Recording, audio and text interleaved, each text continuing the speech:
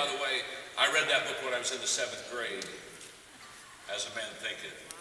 It's a classic. It's 72 pages. I read it every year. I have it memorized. It's a classic. You see, I grew up reading all the great success books. Because my father paid us, I'm the middle child, he paid the 3 of us. Our allowance was based on reading good books. Oh yeah, I grew up with it. All of my friends got paid an allowance for doing chores. And so when my dad said, you know, Phil and Bob, these guys, they get paid to do chores. I think that's a good idea. How about paying me to do chores around the house? That's just a terrible idea. See, I don't pay you to do chores because you're part of a family, and I don't pay you to be part of a family. Right. Oh, that's right. That is so right.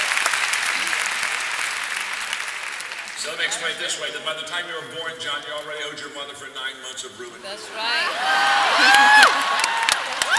So shut up and take out the garbage. You know what I'm saying? And by the way, why would I pay you to take out the garbage unless I wanted you to grow up and be a garbage man?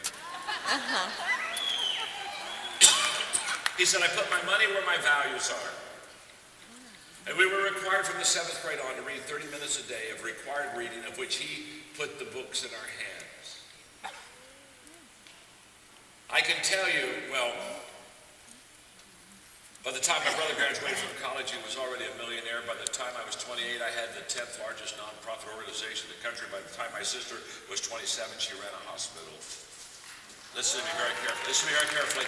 Not brilliant kids, kids that were exposed at a very young age to all the success principles. I was reading Success Magazine. I was flying down to Rio 2 or 3 years ago in Success Magazine. They had the 25 most important books you can read to be successful. I thought, what a wonderful article, and I read it.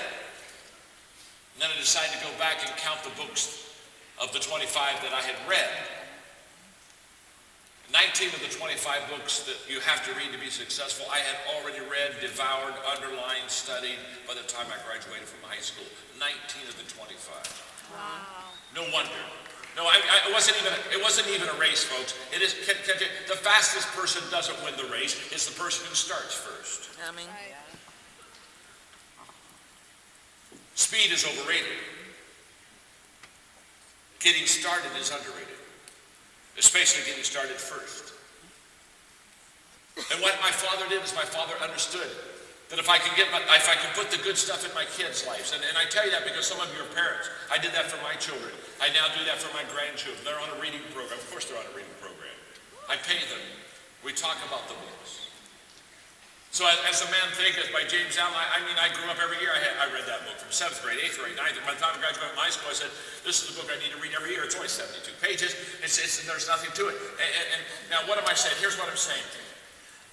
What are you doing right now to intentionally grow yourself? What are you doing today to truly get better? It's a huge question. And if I could walk off the stage,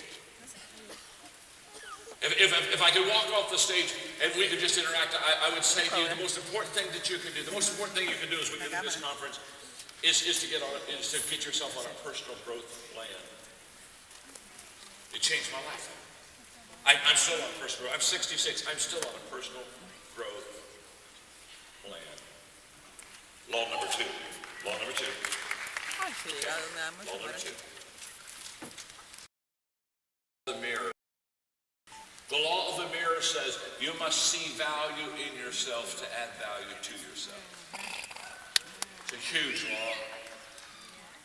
In fact, it's so important I'm going to sit down and talk to you, okay? Let's just sit down together here.